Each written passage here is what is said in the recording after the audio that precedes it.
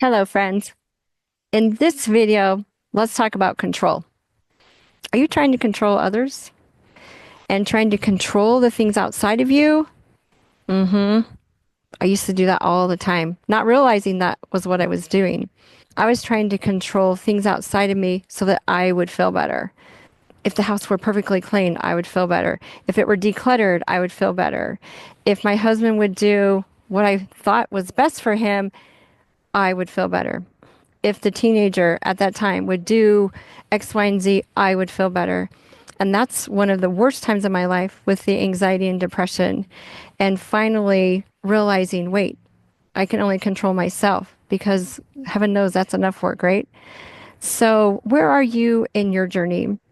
Are you frustrated with other people in your life, with your relationships with others? And how is it that you want to show up? Because you can only control you. I'm Wendolyn Davis.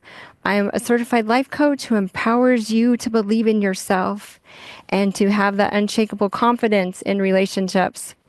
So here's the metaphor for this garden. We have this beautiful plant back here that has very beautiful flowers, and it goes on behind me over here. And we have a nice border, right? Some brick. Well, this plant is totally trying to control what else is going on over here. And it's found a way to like go underneath and is starting to take over that garden. And that's what controlling does. It makes the other person you're trying to control feel absolutely terrible, which I didn't realize because what I was doing was in their best interest. No, it was not. So this beautiful flower, even though it's so nice and has good intentions that wants to beautify the rest of this garden and make it look better, that's not what this garden's purpose is. We need the onion to be the onion in this garden. And the onion doesn't really want people telling it what to do unless it asks. And then we have a tomato over here. And tomato's doing what it needs to do. And there's some kale over there. Okay, so there's a lot of things over there.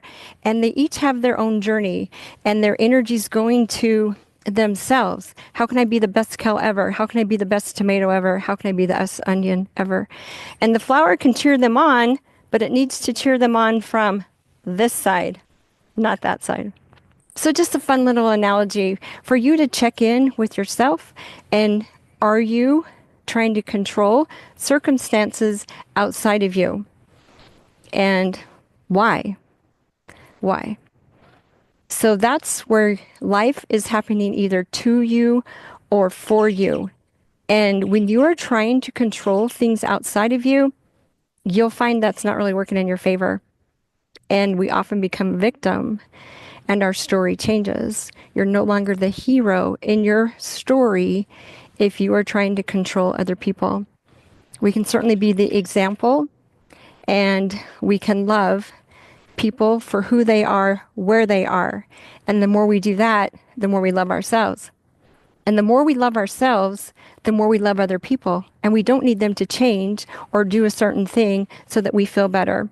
Even if there's family members that aren't speaking to you, all you can do is be your best self and come from a place of love. You can send them notes saying, hey, I love you, miss talking with you, whatever you feel inspired to do. But being angry and upset that so-and-so isn't answering your text or doing what you want them to do only upsets you and makes your life more miserable. Our goal is to love being ourselves. This flower, so beautiful, but it needs to stay where it belongs and not where it's not wanted. So check in again with your life and where you are. And if you're ready to uplevel your life and get your power back and believe in yourself and love yourself for who you are, then I'm your coach. You definitely need to sign up for that free consult so that we can start working together, because it's the best thing ever to realize you have everything you need within you to become the version of you, for you to blossom and grow and to cultivate those positive things that are within you instead of focusing on all the things that are wrong and what you can try to do to fix them. No, focus inward and get the weeds pulled out of your brain, that stinking thinking, and focus on loving yourself, where you're training your brain to look for what is working instead of what's wrong, because our brains automatically are finding what's wrong. But we can prove them otherwise, and we can find what's right, because there's always something good to be found in any relationship, in any situation. So much to celebrate. All right, my friends, see you in the next video. Bye.